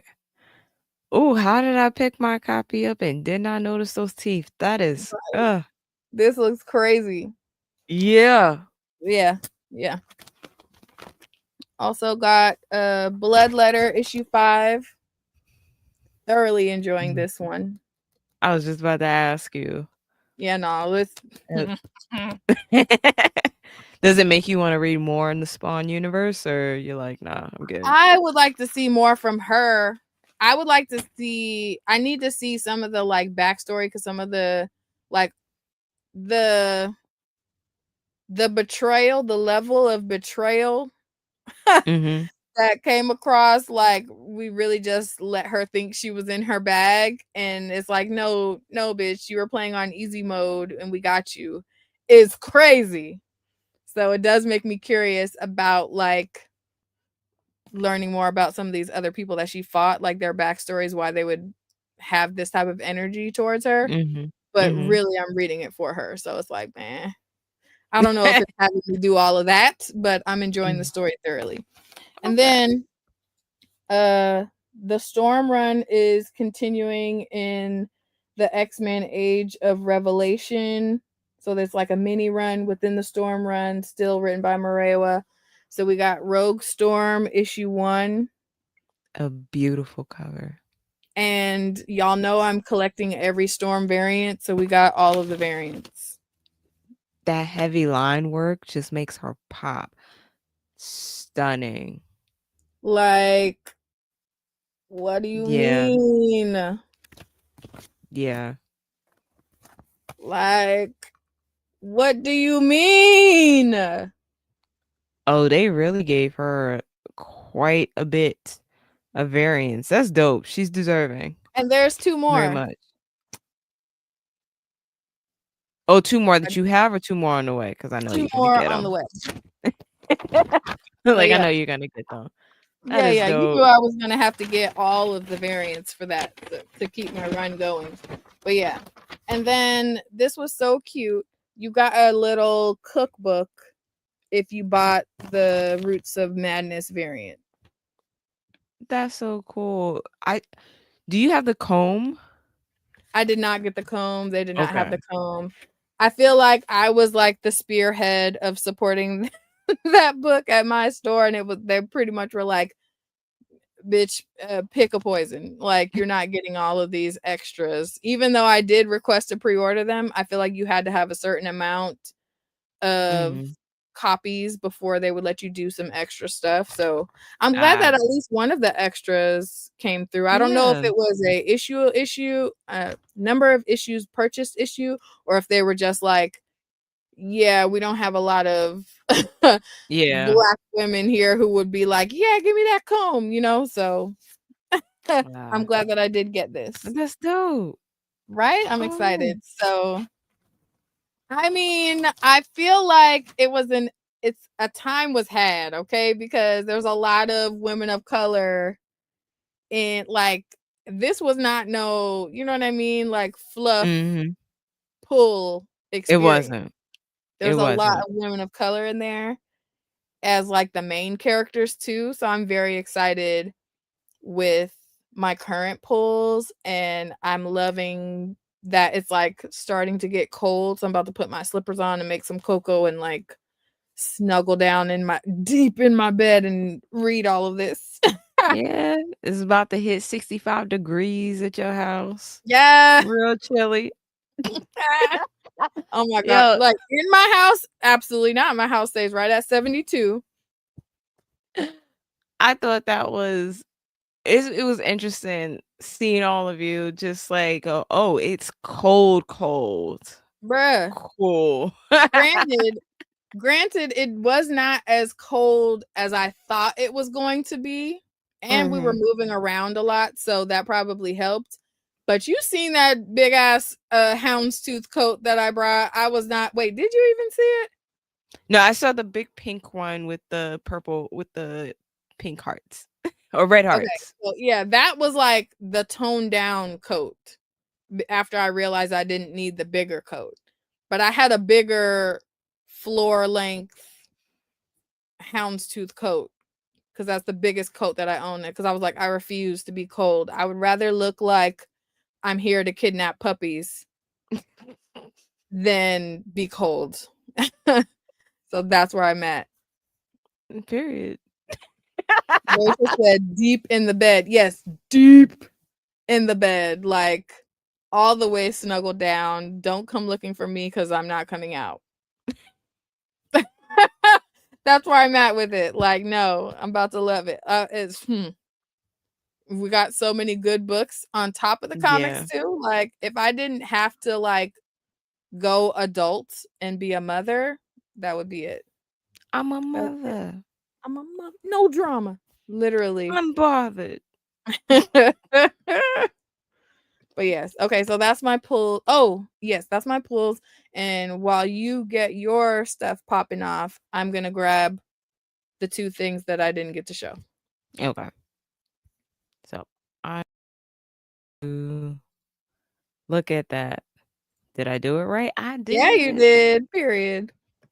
All right. So, I missed a handful of things. Like I said, my back is kind of jacked right now. So I have a couple of pops. Oh, if you are watching us on the YouTubes, you can see the pops. I bought a new stand for all of my Funkos to fit in. So I had this one that was on my middle shelf up on the third middle case, third shelf, but I went and got a bigger one for this lower case. So if you can see, I have Dragonite from Pokemon Black and White. And for those who do not know, that is my favorite series. Like, that's my favorite version of Pokemon, like, of all time. I always recommend everybody watch Pokemon Black and White because it's one of the first times you see a black gym leader.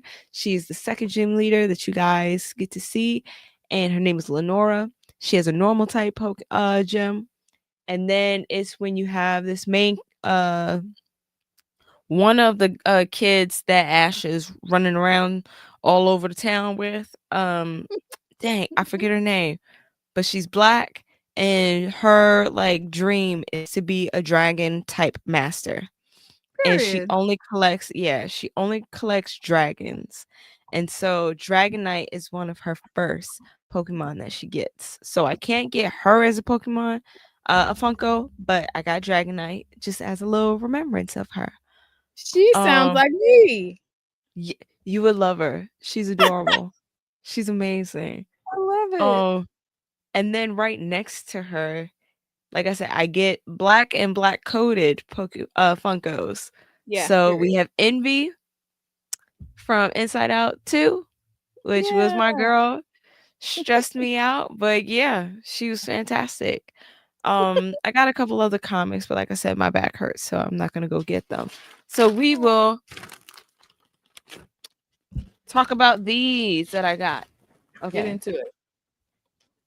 So, and two of these are replicas or duplicates of what Brie has. So we have They Choose Violence, and this is issue 5. I didn't get what did I didn't get? I didn't get variants. I didn't get variants for that run. But all in all, I'm enjoying that run and the chaos that it is. Yeah. I don't know what I thought it would be. I mean, we've already talked about They Choose Violence, but don't know what I thought it was, but it definitely nothing in that run was anything I thought would happen. So like 10 out of 10. Yeah. 10 out of 10. I have Temporal finally. Because finally, because my comic book shop, I asked for Temporal and I asked for Ancestral Recall, and I didn't get either one on my pull list, so I had to go searching for Temporal, and then I had to go like directly ask them for Ancestral Recall. I'm like, I need y'all to get me this. So the first 3 issues I do not have of Ancestral Recall, and that hurts my feelings a bit. That's okay. You're going to be able to binge it, and that's going to be excellent. Yes, that's what I'm hoping for. Yeah. What else? I saw it online. Chuck Brown was gonna be at New York Comic Con with volume 4 of the Next Movement for Better Root. Yeah. And I thought I was gonna have to beg somebody for it, but apparently my comic book shop had it. Yep, that's in my list too. Yeah, shout out to Image. They do not wait. As soon as an issue ends, as soon as a run ends, they definitely go, okay, immediately after. Yeah, here it goes. Let's drop it. Yeah. Right. And then the last thing I got, because I love those DC YA books, I didn't know that this one was a DC YA book. Superman Smashes the Klan. Now, exactly. I'm typically not a Superman please, y'all know. Smashes the Klan was all you had to say. It could have been anybody. Smashes the Klan, which I was like, wow, okay, this is interesting. And then when I realized that it's going to be a DCYA title, I was like, oh, I already love how they take on certain topics in the DCYA comics. So I was like, Smashes the Klan is DCYA and it's written by the Asian author of American Born Chinese, Jin Luen Yang. So I was like, oh, period. Because I think like these 2 characters down here are Asian. So I'm like, oh, period. This is yeah. And look, artwork in it looks cute. As always. Oh yeah. Okay, yeah, you're gonna have to report back on that one. Oh, I definitely will. Raven says, I love Jin Luen Yang. Right. American Born Chinese was so great. LT says, Temporal is off to a lively and fun start. So stoked for the next issues. When I tell you our good sis, Stephanie Williams, is booked and busy and is like, drop. Like, and we're literally like pre-order right? for all of the things. I think it's hilarious that she's like, I'm only posting if I'm talking about what I'm doing, but she's posting about something she's doing every day. Every day. Okay. Every day. She's like booked and busy too, because she's been at every con you can think of showing. And then if she's not posting something that she specifically has out, she's like, I also have a story in this, and I also have a story in that, and you should check out this Kickstarter. So like, we love to see it. We love to see it. LT said that was a real storyline they had with Superman. They had back in the 1940s or 50s. Okay. I'm gonna read this one and then read the other one and see like what changes they made, because I enjoy when people go into the history, they go into the lore, and they're like, oh, this wasn't done as good as it could be if it was written from, perspective of a person of color. So like, I enjoy that. Facts. And then finally, the last thing I got, and this is for Raven, because I posted a picture of my file cabinet. If you guys check my threads, I have a picture of my file cabinet, and this is where I put all of my stickers. And I had a sticker that said Love Lois Lane, and it's from my comic book shop.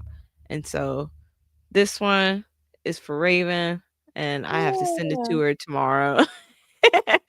But it's a Love Lois Lane sticker, and that is literally all I got. Cute. All pulls of quality. Yes. Raven said this is one of my fave soup stories. Okay. Oh. And she also says, thanks, baby. Yes. But no, which one are you most excited to start reading? Oh, Ancestral Recall. And then Rogue Storm. No hesitation on that. I need to read that. No hesitation. Ancestral Recall, Rogue Storm, then Temporal. I had already read Roots of Madness, otherwise it would have been up in those top ones too, but I was impatient, so we got the E version of that. But yeah, otherwise it would be up at the top too. But yeah, that's my very top picks, and then probably They Choose Violence after that. See, I gotta read Roots of Madness. How next week we'll talk about the 3 books. Hold on. No, we have so after we have our guests for next week, we'll talk about our 3 comics that we are reading and loving and all of that. Yes. Yeah. Well, we're gonna have mutuals to talk about. Wait, did you not get Rogue Storm? Okay, girl. That's all right. I'm not judging you. I'm just I had a budget that I needed to stick to. Listen, and I understand. I completely understand. I just, what budget when it comes to Storm. But we'll both have read They Choose Violence. We'll both have read Temporal. And Bitterroot. I mean, not Bitterroot. Roots of Madness. That's all. Okay, but then you'll have read Roots of Madness. Okay, yeah. So we have a bunch of things that we're both reading right now, and then I have a couple of first three then C's to catch all up on. So yeah, and I love it when it's like this, where it's like I got a lot to read, but it's stuff that I've been waiting to read. Yeah, it's a good place to be right now. I'm excited to talk about those and Inyanu. I blew through them first 4 volumes real quick. Okay. Yeah. Yeah. I loved it. Right. Yeah. Okay. After I finish these grad school applications, I'm gonna go and like watch the show just to just treat yourself. Yeah, the way that I haven't, I've just let the show play in the background on my laptop, but I haven't watched it because I wanted to make sure I had read everything before I watched it. And it's bad because I own them, but I haven't read all of them. So I was like, well, you'll get my views because I don't want to be the reason why it doesn't come back. But which it seems like it didn't need my views anyway because it's doing great. They got a second season. Yeah, period. Yeah, that Inyanu comic is really good. It's really well done. It's crazy because I had only read volume 1 because I got volume 1 on Kickstarter before it was going to be like traditionally published or whatever. And so I read that and it came with all these stickers and stuff and whatever. And when I went to go put my stuff together to like post about it or whatever, all these stickers fell out. I had forgotten that I just left the stickers in the book so they wouldn't get messed up, and they start falling out everywhere. I was like the happiest adult who just randomly found stickers. It was I very would rare. say it's kind of like when you find money in your winter coat. Exactly that. But yeah, Yeah, I'm glad the art you're doing it. is eye-catching. I ain't gonna hold you. Like, I even told Brie, I was like, I felt like I was cover fished for a split Mhm. second. Yeah. And I was like, oh, all right. For a split second is right, because once you look at it, you're like, oh, this is actually really nice. It just wasn't giving the cartoon style or the cover Yeah. style. Yeah. Yeah. 1,000%. But like Yeah. you said, reading it just works. It works so well. Yeah. So I'm excited to talk about that. I'm intentionally holding off for volume 5 because I feel like I did too much. I read 4 volumes in less than 24 hours. So That's fair. I'm easing up. But nah, it's a great run. I can't wait to watch the show. Period. Same. So we should probably just link up and watch that together. Yes, yes. Okay, couple things. I got my girl from Sonic. She's such a diva. I love how she's like, "Be gone, peasants." How cute is she? This is one of the things I got from Newberry.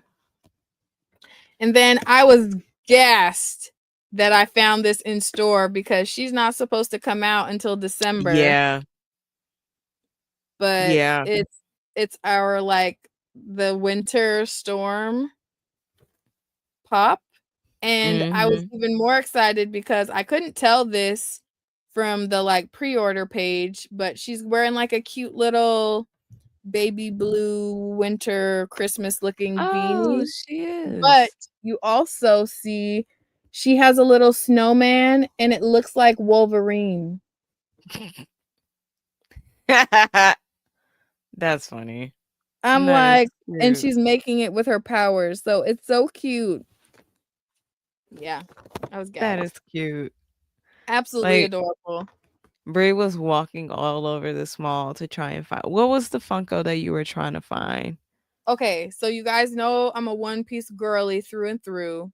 My favorite One Piece character is Tony Chopper, your favorite doctor's favorite doctor. And in the Egghead arc, his little fit is so cute. And it's like my favorite colors because it's like turquoise and pink. And I was going to show you my other figure of him so you see the outfit, but it's like, it's up pretty high. I might still do it, but it's super cute. So I have a pop for each arc of Chopper. So like, yeah, he has like different outfits in the different arcs. I have all of the Chopper pops, but the Egghead arc hadn't come out yet. It still hasn't come out yet. It comes out like in November or something. But I figured since this was there that they might have the new Chopper out as well, but they didn't. So I was a little sad, but I was definitely like, oh, you guys don't have it. They were like, yeah, we don't have it, but GameStop might have it. I was like, we're going to GameStop then because I was excited. But yeah, I look like this. This is Wano, the Wano arc Chopper, and his little like fit. I'm He's like, adorable. look how cute. Right? He's so stinking cute. And then yeah, I have like, so if you see a little Chopper figure, just know. Just know that is a quick way to my heart. Yeah, the other ones are up. Oh, this is like. Oh, Sheena's saying cute. I have that one. Look. That's the one that I saw a lot of people wearing at San Diego. Yeah, this is the. Oh, I don't know if I was supposed to share that, but this is the cosplay fit that I have to be him. But it's like a skirt and whatever, and I got a wig. But that's like the easiest one to cosplay of him. But yeah, the Egghead arc one is super super cute. Yes, Tony Chopper. But I was looking for it and they didn't have it, so we're just gonna have to impatiently wait for it to actually drop. And then the last thing that I got this from the Harvard bookstore. It's a Blades of Fury Volume 1. And this was a web comic that they eventually printed. And I just thought it was really cutesy and fun. So, yeah. Keisha helped me. Like, I was going back and forth between getting this and getting the Spear Cuts Through Water because everyone and their grandmother swears that that's like one of the best fantasy novels they've read in a long time. But she made a very valid point. Like, you haven't seen this printed anywhere else, so you should get this first because you can get the other book anywhere. So yeah. And I got this cute Harvard bookstore sticker. Oh, that's dope. I didn't even see stickers. The way the guy at information was so ready to get everyone out of that building. Absolutely he was, because I asked him, I was like, yeah, I'm in my best tourist era right now, and I really want to get something Harvard branded, like a sticker or a bookmark. Where could I find that? And he literally was like, outside. Oh yeah, you're gonna have to go to the like. Oh, bless you. Bless you. Goodness gracious. Sorry. He was like, you're gonna have to go to the store that's on campus because we don't have anything like that. So I just was like, oh, okay. So I go to get in line so I could actually check out and buy this book. And I see that there is a bookmark. So I was like, let me ask her, asking the lady, and she turns this thing around and it's all of the Harvard specific branded stickers on like a board, so you can pick which one you want and then they pull it out. I'm like, sir, he didn't want nobody in that store. He should have just been like, oh, ask one of them, not just, oh, we don't have it, you need to go to a whole nother store. That's crazy. So yeah. And then so I bought the sticker, and then she gave me this Harvard branded bookstore for bookmark for free. So I'm like, not cool, dude. Not cool. And it was crazy. I think, yeah, the Harvard bookstore was the only place where I like actually got comics.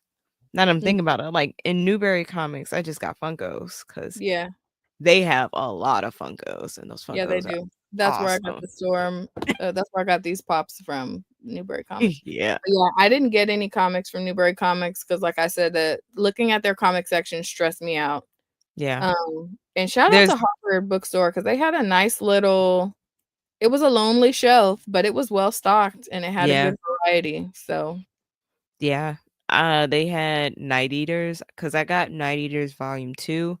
And they had the monstrous compendium. Yeah, they did. They did. I was like, okay.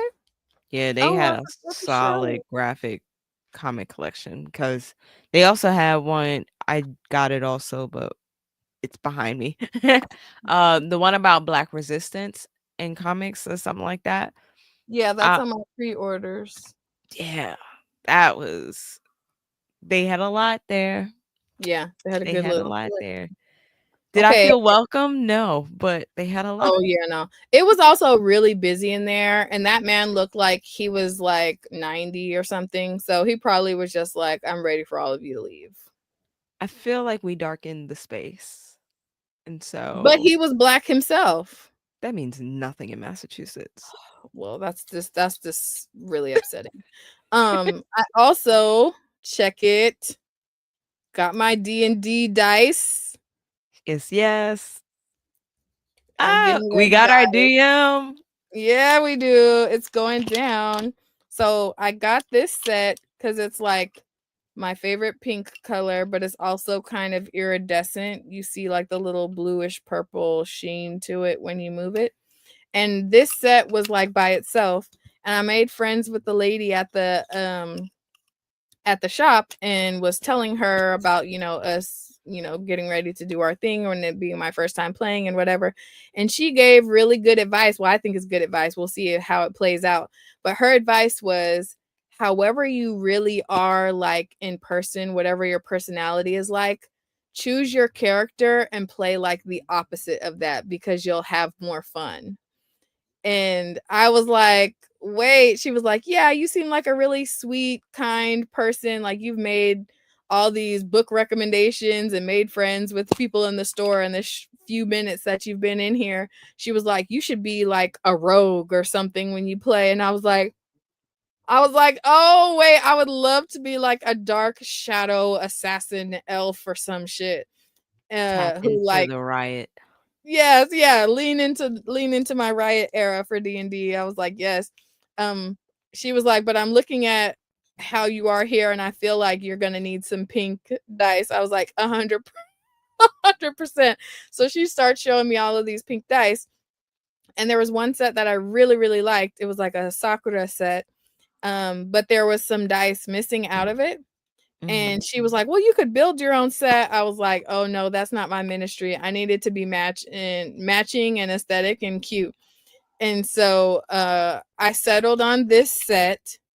And then she picked yeah.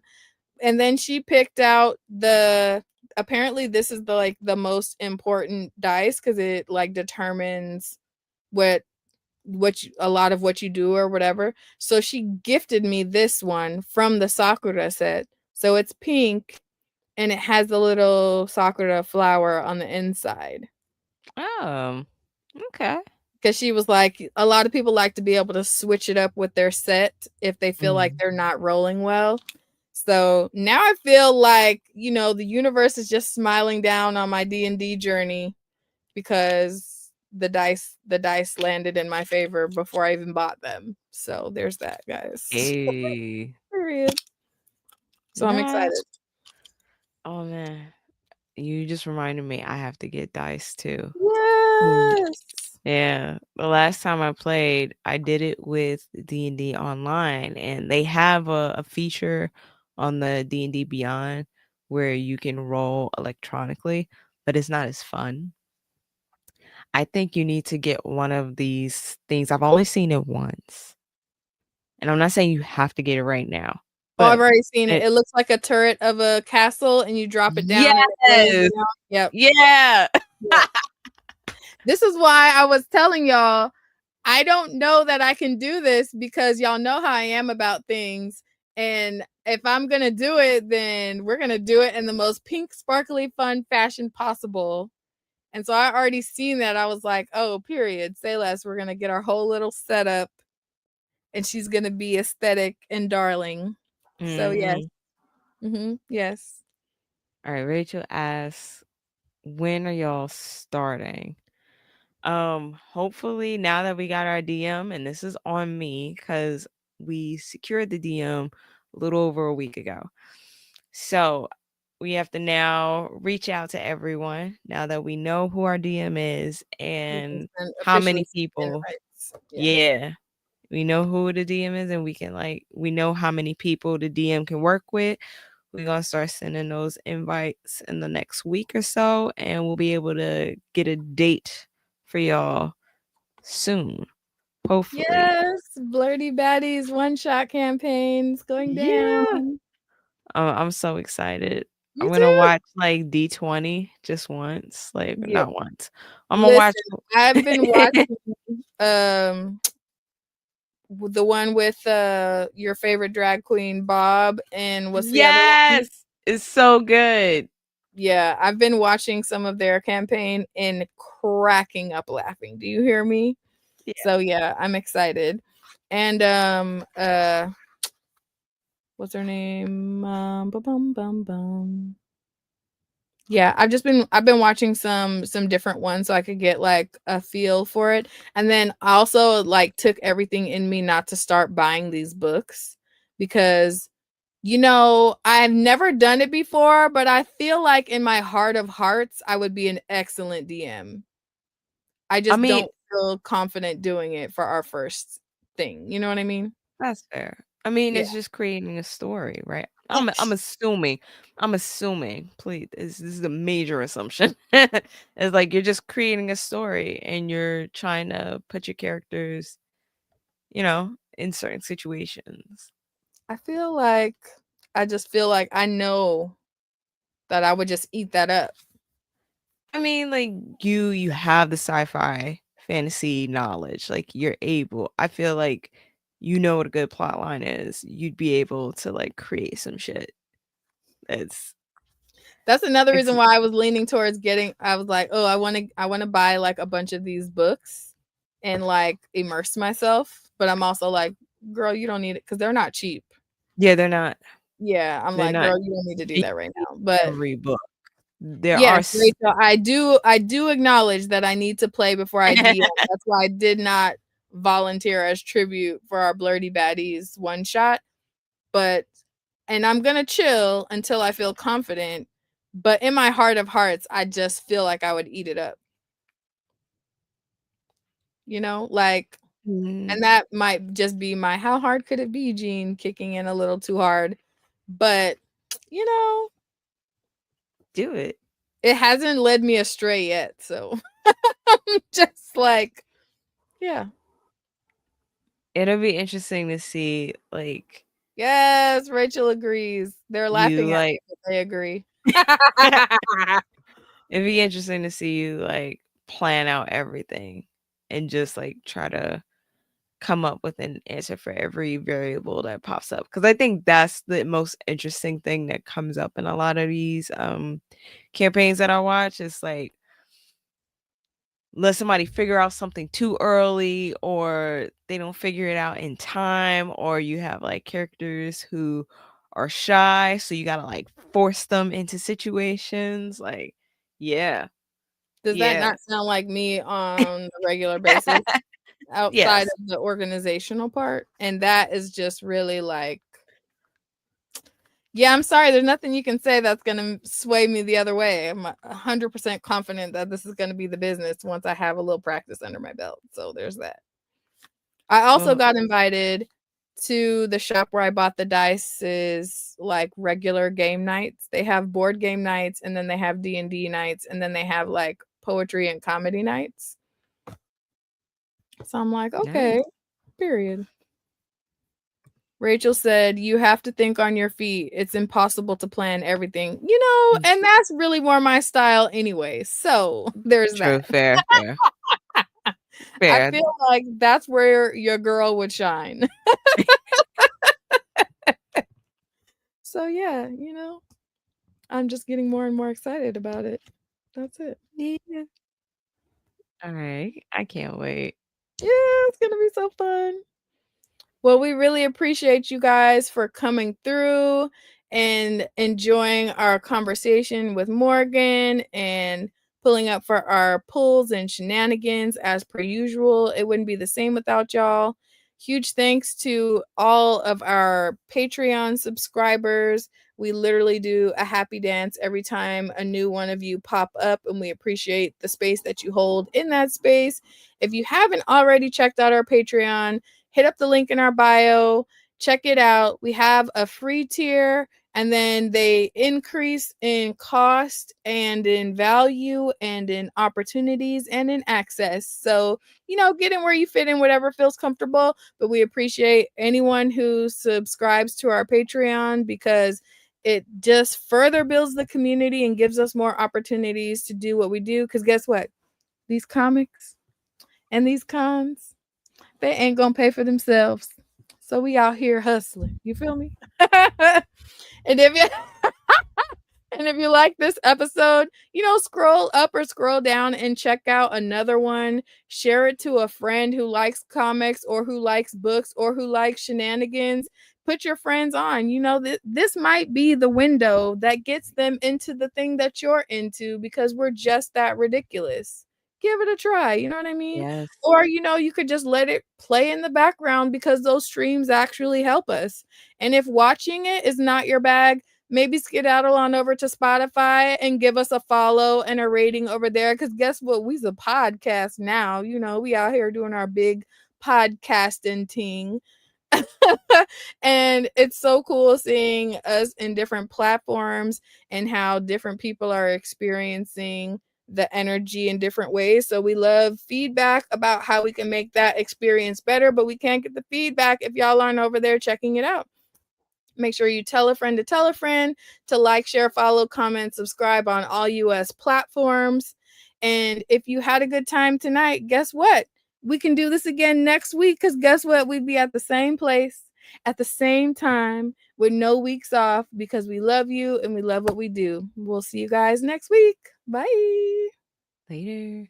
I definitely found more.